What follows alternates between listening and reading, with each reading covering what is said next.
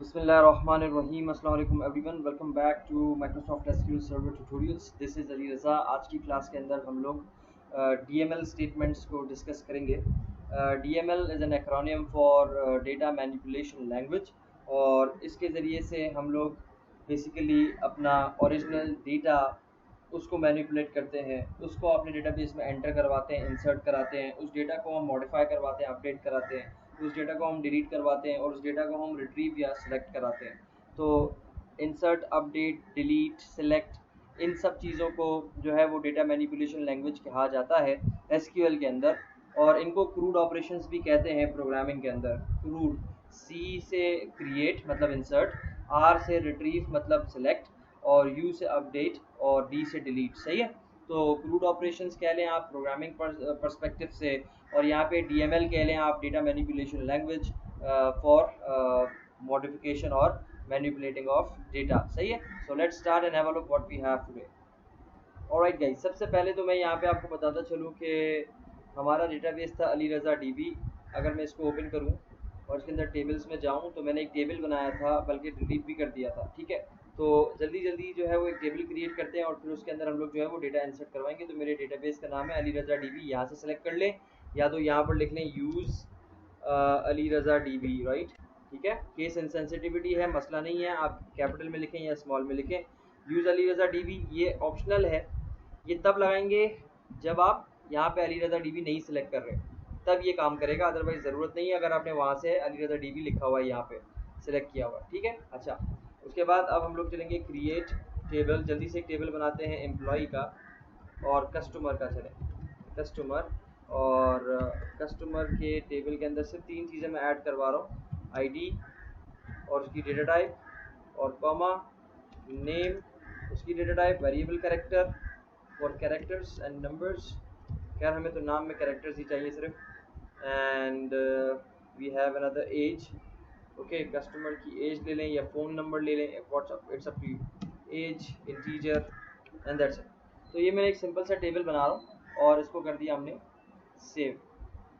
Execute, save तो नहीं होता, खैर एग्जीक्यूट होता है, मतलब हार्ड ड्राइव पे ये टेबल बन चुका। अब आप इस क्वेरी को बंद भी करते हैं तो मसला नहीं है, हम पहले भी डिस्कस कर चुके हैं। खैर कस्टमर का टेबल आ चुका है आपके पास, ये हमारा टेबल क्रिएट हुआ। अब इस टेबल के अंदर तीन कॉलम्स हैं, आईडी, नेम और एज। अब इनके अंदर मुझे डेटा स्टोर करना है। मैंने आपसे कहा था इसको आप ऐसे रिलेट कर सकते हैं कि ये आपका फॉर्म है, इस फॉर्म के अंदर अब आपने तीन चीज़ें देनी है। ठीक है। अब इंसर्ट की बात करते हैं सबसे पहले। Let me right here the insert. सही है। अब मैं इंसर्ट का यहाँ पे सबसे पहले लिख रहा हूँ सिंटेक्स। ठीक है, ताकि आपको समझ में आए कि इंसर्ट लिखते कैसे हैं, इंसर्ट की जो क्वेरी है वो लिखते कैसे हैं। इंसर्ट, और यहाँ पर मैं लिख रहा हूँ क्वेरी, एक्चुअल क्वेरी। सही है। Insert into table name. सही है। उसके बाद वैल्यूज़, ये कीवर्ड है, और उसके बाद यहाँ पे आपकी वैल्यूज़ आएंगी, val1, val2, val3 and so on. ठीक है। एक तो ये तरीका है। दूसरा तरीका इसका एक और भी है कि इंसर्ट इनटू टेबल का नाम, और यहाँ पे आ रहेंगे column names, col one name, comma col two name, comma col three name, and so on. ठीक है। तो कॉल थ्री। तो इस तरीके से जो है वो आप इंसर्ट करवा सकते हैं अपना डेटा, दो तरीके से अपने डेटाबेस के टेबल के अंदर। सही है। तो अब मैं अगर इसकी जो है वो इंसर्ट की एक्चुअल क्वेरी लिखूँ यहाँ पे, तो मैं लिखूँगा इंसर्ट इनटू, और मेरे टेबल का नाम है कस्टमर्स। देखिए यहाँ पे आ रहा है। अगर लिस्ट में ना भी आए तो परेशान होने की ज़रूरत नहीं है। You have to be very confident on your actions. अगर आपने ये चीज़ चलाई है और आपका कस्टमर का टेबल यहाँ शो हो रहा है और यह इंटेलिजेंस में नहीं आ रहा, तो उससे परेशान होने की ज़रूरत नहीं है। सही है। तो इंसर्ट इनटू कस्टमर, और उसके बाद वैल्यूज़, और वैल्यूज़ के बाद यहाँ पर मैं दे दूँगा पहली वैल्यू मेरे पास है। अगर मैं यहाँ देखूँ तो जिस जिस तरतीब से आपने कॉलम बनाए हैं उसी तरतीब से आपने यहाँ पे डेटा एंटर करना है। अब पहला है आईडी। एक एक रूल याद रखें, जब आप न्यूमेरिक डेटा एंटर करेंगे तो डायरेक्ट न्यूमेरिक वैल्यू लिख देंगे, मतलब मैंने यहाँ लिख दिया 1। सही है। लेकिन अगर आप टेक्सचुअल डेटा एंटर करेंगे तो सिंगल कोट्स में लिखेंगे।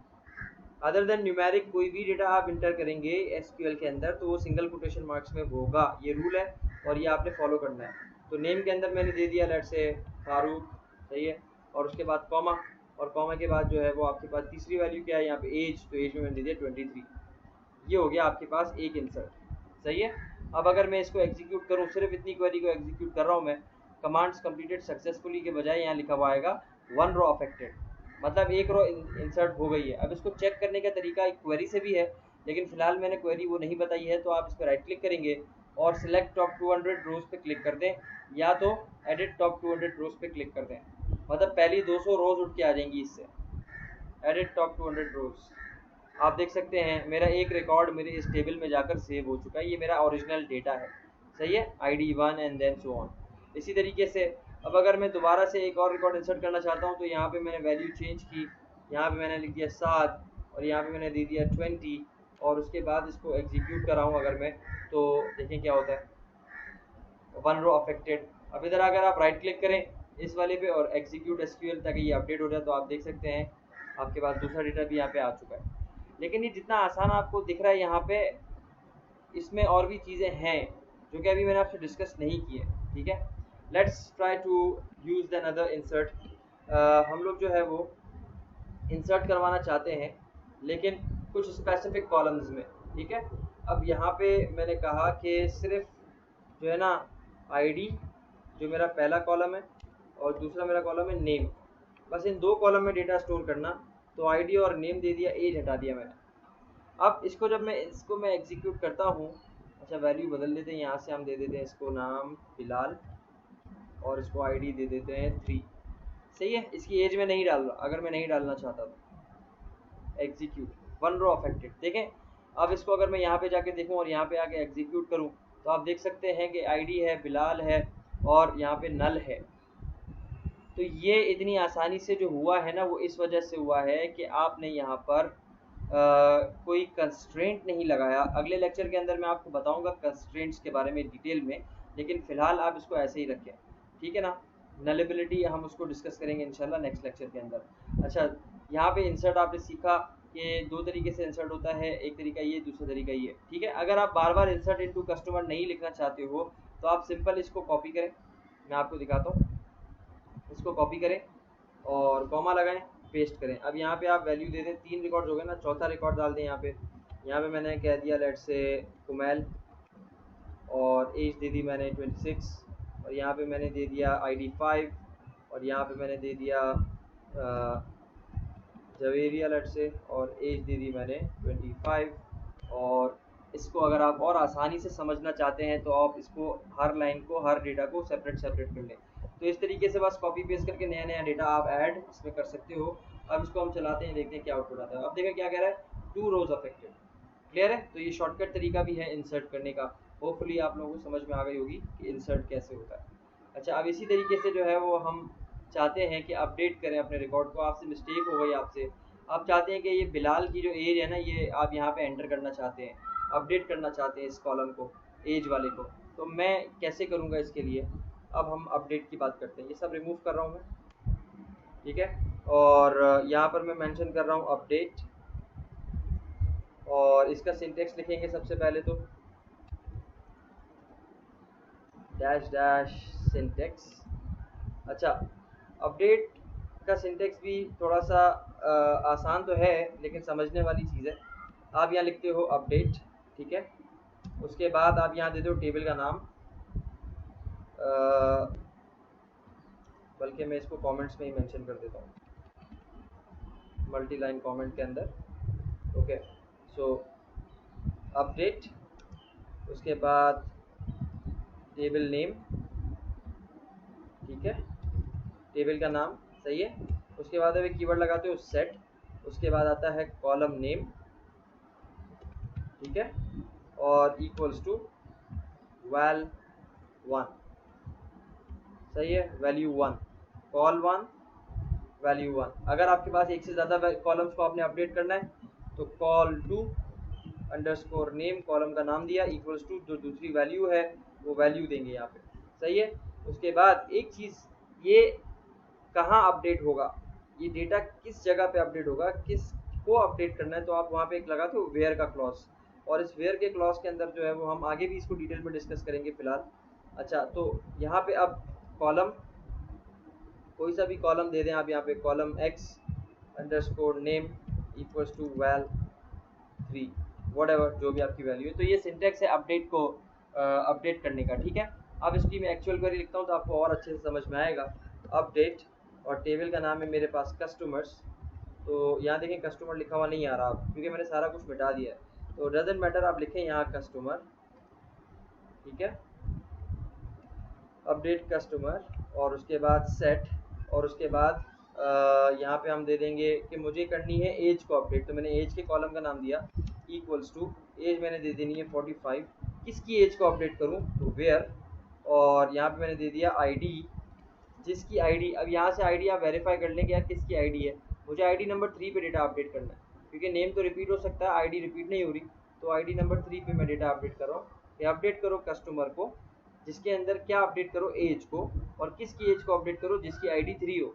तो आपके इस टेबल में जिसकी आईडी 3 होगी उसकी आईडी के ऊपर एज जाकर अपडेट हो जाएगी। और इसको चेक करते हैं, एग्जीक्यूट। देखो क्या कह रहा है, वन रो अफेक्टेड।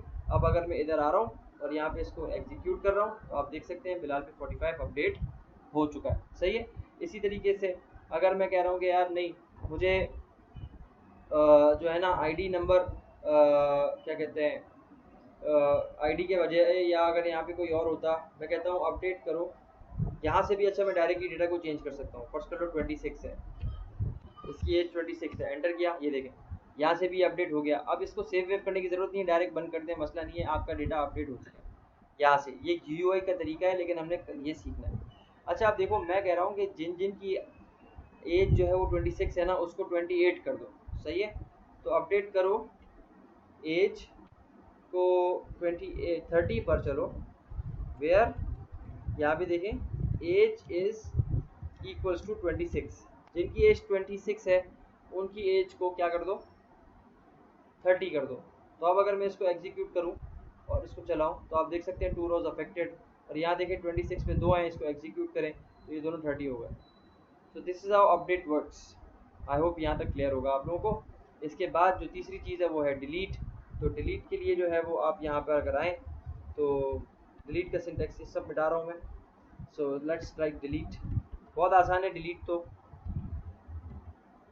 अच्छा, एक चीज़ मैं आपको डिलीट के अंदर बता दूं, कोई एक चीज़ डिलीट नहीं कर सकता मैं मतलब चाह रहा हूँ कि बिलाल हटा दूं सिर्फ, बाकी ये रहे मौजूद, ऐसा नहीं हो सकता। डिलीट होती है तो पूरी रॉ होती है, आप किसी एक चीज़ को डिलीट नहीं कर सकते। ठीक है। तो यहाँ पर मैंने जो है वो, अगर इसका सिंटेक्स लिखूँ, सिंटेक्स, और यहाँ पर मेंशन कर दें मल्टी लाइन कमेंट, और यहाँ पे इसका सिंटेक्स लिख रहा हूँ मैं, डिलीट फ्रॉम TBL नेम, जो भी टेबल का नाम आप देंगे उस टेबल में से डिलीट करो। वेयर दे दें, वेयर का क्लॉज यहाँ पर भी आएगा। वेयर जिस भी कॉलम का नाम दे दें, col underscore name equals to val. समझे। तो यहाँ पर जो है वो आप इस तरीके से डिलीट कर सकते हैं। और वेयर ज़रूरी नहीं है, ना अपडेट में वेयर ज़रूरी है, ना डिलीट में वेयर ज़रूरी है। अगर आपने वेयर नहीं लगाया तो होगा ये कि टेबल के अंदर अगर 2 लाख रिकॉर्ड्स भी है ना, तो उन 2 लाख के ऊपर वही अपडेट हो जाएगा। और अगर आपने यहाँ पे भी डिलीट में भी वेयर नहीं लगाया तो जितने भी रिकॉर्ड्स हैं वो सारे के सारे डिलीट हो जाएंगे। तो इसीलिए वेयर क्लॉज लगाते हैं हम लोग। अच्छा, तो अब मैं यहाँ पे डिलीट की क्वेरी लिख रहा हूँ। मैं कह रहा हूँ डिलीट फ्रॉम, टेबल का नाम है कस्टमर। आप SQL रीस्टार्ट करेंगे ना तो इंशाल्लाह यहाँ पे आपके पास जो है वो ये नाम आना शुरू हो जाएगा। इंटेलिजेंस में मसला नहीं है, वो अपडेट नहीं होता ऑटोमेटिक।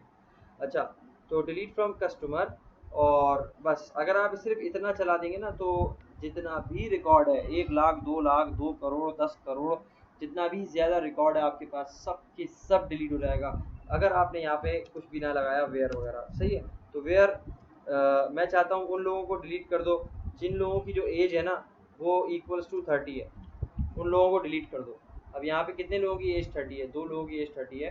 तो delete from customers there age is 30। तो आप देख सकते हैं 2 रोज इफेक्ट हुई है और यहाँ से 30 वाले लोग उड़ गए। और अगर मैं सिर्फ यहाँ से ये हटा दूँ और सिर्फ इतनी क्वेरी चलाऊँ, सिर्फ इतनी सेलेक्ट की और डिलीट फ्रॉम कस्टमर्स, ठीक है, तीनों उड़ गए, सारे रिकॉर्ड उड़ गए यहाँ पे, और राइट क्लिक एग्जीक्यूट, आपका टेबल खाली। सही है। तो इस चीज़ को आपने बहुत एहतियात से करना है। अगर SQL के अंदर एक दफ़ा डिलीट हो गया रिकॉर्ड तो दोबारा से वो डेटा वापस नहीं आता। सही है भाई। तो ये कुछ मैं बुनियादी तौर पर इसको यूटिलाइज़ करने का बता रहा हूँ। इसको हम और भी डिटेल में इंशाल्लाह आगे डिस्कस करेंगे। To make the length of the video shorter, तभी मैं यहाँ पे एक एक दो सिनेरियो बस ट्राई करवा रहा हूँ, but there are other scenarios as well, हम उसको भी इंशाल्लाह आगे देखेंगे, अभी तो स्टार्टअप है सिर्फ। तो यहाँ पर जो है वो अब हम लोग एक आखिरी चीज़ देखते हैं, सिलेक्ट। हमने डेटाबेस में इंसर्ट कराया, हमने डेटाबेस के अंदर डेटा अपडेट कराया, हमने डेटाबेस के अंदर डेटा जो है वो डिलीट कराया। अब डेटा अगर मैं शो कराना चाहता हूँ क्वेरी के ज़रिए, अभी तो मैं डेटा यहाँ शो कर रहा था, ठीक है ना, मैं यहाँ से शो नहीं करना चाहता, मैं बल्कि यहाँ से शो करना चाहता हूँ, तो मैं यहाँ पे लिखूँगा सिलेक्ट। सही है, सिलेक्ट की क्वेरी। सिलेक्ट एक ऐसा ऑपरेशन है जिसके बेतहाशा कॉम्बिनेशन है, ठीक है। अभी मुझे सारा का सारा डेटा चाहिए, तो मैं यहाँ पे लिखूंगा स्टैटिक। स्टैटिक का मतलब होता है ऑल, सिलेक्ट ऑल फ्रॉम, और टेबल का नाम, टेबल का नाम क्या है मेरे पास, कस्टमर, ठीक है। तो यहाँ पर मैंने लिखा कस्टमर ऐसे, और अब इसको मैं एग्जीक्यूट कर दूंगा। तो कस्टमर की टेबल के अगर 1000 रिकॉर्ड्स भी होंगे, 50 लाख रिकॉर्ड्स भी होंगे, तो वो भी सारे के सारे उठ के आ जाएंगे इसकी वजह से। अगर मैं किसी मखसूस कॉलम को देखना चाहता हूँ, मैंने कहा मुझे सिर्फ नेम चाहिए, तो मैं यहाँ सिर्फ लिखूंगा नेम, कि सिर्फ कस्टमर के नेम उठा लो इस टेबल में से, तो उस कॉलम का नाम आ रहा है। Let's insert a record quickly, insert into, और टेबल का नाम है कस्टमर, और उसके बाद वैल्यूज, और उसके बाद यहाँ पे जल्दी जल्दी एक वैल्यू इंसर्ट कर लेते हैं, दानियाल, और उसके बाद यहाँ पर एक जो है वो एज दे देते हैं 34, और इस वाले कस्टमर को हम लोग इंसर्ट करवा देते हैं, वन रो अफेक्टेड, और यहाँ से सिलेक्ट। तो देखें ये कितना क्विक काम हो रहा है, आपके पास सिर्फ दानियाल उठ के आया, क्यों, क्योंकि आपने कॉलम में सिर्फ दानियाल दिया। अब मैं नेम के साथ जो है वो एज भी देखना चाहता हूँ, तो मैं यहाँ एज वाला कॉलम दे दूंगा, और अब मैं जब यहाँ पे इसको सिलेक्ट कराऊंगा, और अब आप देखेंगे तो एज भी आ रही है। और अगर मैं यहाँ पे अब स्टैटिक दे दूंगा, तो आपके सामने जो है वो देखें क्या होता है, सारे के सारे रिकॉर्ड्स उठ के यहाँ पे आ जाएंगे, ठीक है भाई। सो आई होप यहाँ तक आपको समझ में आ गया होगा। ये सिंपल से आपके ऑपरेशंस हैं जिसके ज़रिए से हम डेटा को मैनिपुलेट करते हैं। अच्छा, सिलेक्ट की क्वेरी से डेटाबेस के अंदर कोई चेंजेस नहीं होती हैं, ये मैं आपको बता दूँ। सिलेक्ट की क्वेरी से डेटाबेस के अंदर कोई चेंजेस नहीं होती, इससे हम सिर्फ डेटा को व्यू करते हैं। आप इसके अंदर जो है वो बेतहाशा जो है वो तरीके से डेटा को फेच करवा सकते हो, वो हम इंशाल्लाह आगे डिस्कस करेंगे और डिटेल के अंदर, लेकिन यहाँ पर जो है वो आपका काम हो जाएगा इस तरह से। Alright, so hopefully you have learn today कि इंसर्ट कैसे होता है, अपडेट कैसे होता है, डिलीट कैसे होता है, सिलेक्ट कैसे होता है। ये बिल्कुल पहला स्टेप है, इंशाल्लाह इसकी और एडवांस में हम लोग जो है वो उस पर काम करेंगे, बात करेंगे इंशाल्लाह आगे के लेक्चर्स के अंदर। So stay tuned, okay. So hope you have enjoyed. So don't forget to press the subscribe button and press the bell icon as well, and do share and comment. Thank you so much. Take care. Allah Hafiz.